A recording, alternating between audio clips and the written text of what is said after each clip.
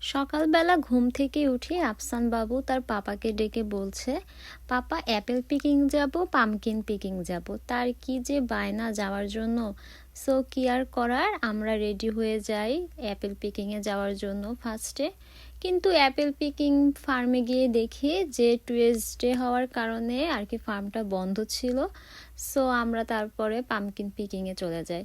আর ওখানে গিয়ে তো আফসান বাবু ভীষণ খুশি, কারণ ওর খুব শখ যে অরেঞ্জ পামকিন পিকিংয়ে যাবে। কারণ লাস্ট ইয়ারে যখন ওকে নিয়ে গিয়েছিলাম ও তো তখন আরও ছোট ছিল, কিন্তু ছোট থাকলেও আফসান বাবু লাস্ট ইয়ারেও অনেক আর কি এনজয় করেছিল মাশাল্লাহ। আর কালকে যখন আফসান বাবুকে এই পামকিন ফার্মটাতে নিয়ে যাই, এখানে গিয়ে এই গোটগুলো দেখে, তারপরে হাঁস মুরগি এগুলো দেখে আফসান বাবু তো অনেক খুশি হয়ে গিয়েছিল মাশাল্লাহ মাশাল্লাহ। তারপরে যখন ও পামকিন ফিল্ডে যায় আর ওই বড় বড় অরেঞ্জ পামকিনগুলো দেখে, ও যে কি খুশি হয়েছিল মাশাল্লাহ। আর নেক্সট উইকে আমাদের আবার হচ্ছে অ্যাপেল পিকিংয়ে যাওয়ার প্ল্যান আছে, কারণ আফসান বাবু সে গাড়িতে বসেই বলতেছিল যে মাম্মা অ্যাপেল পিকিং যাব না, মানে ওকে আবার অ্যাপেল পিকিংয়ে নিয়ে যেতে হবে। আর এই যে আমি তো এখানে দোলনা দেখে দোলনায় উঠে বসে পড়ি, কারণ দোলনা আমার ভীষণ ভালো লাগে ছোটবেলা থেকেই।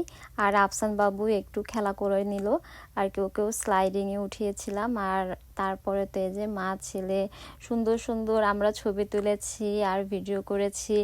আর আফসান বাবুর বাবা সে আসলে ছবি তুলতে চায় না, তাও আমি জোর করে আফসান বাবুর সাথে কিছু ছবি তুলেছিলাম অলিভের।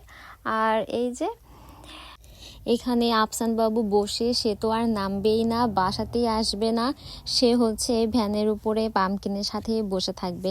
তারপরে অনেক কষ্ট করে ওকে বোঝানো হয়েছে যে বাবা তোমাকে আবার নেক্সট উইকে নিয়ে আসব, এখন বাসায় চলো। তারপরে সে আর কি রাজি হয়েছে যে নেক্সট উইকে আবারও তাকে অ্যাপেল পিকিং আর হচ্ছে পামকিন পিকিংয়ে নিয়ে যেতে হবে ইনশাল্লাহ। সো আর ও ভালো কথা, এই যে আফসান বাবু সে বাসায় কিন্তু ছোট একটা পামকিনও নিয়ে এসেছিল। সো আজকে এই পর্যন্তই, ভালো থাকবেন সবাই, আল্লাহ হাফেজ।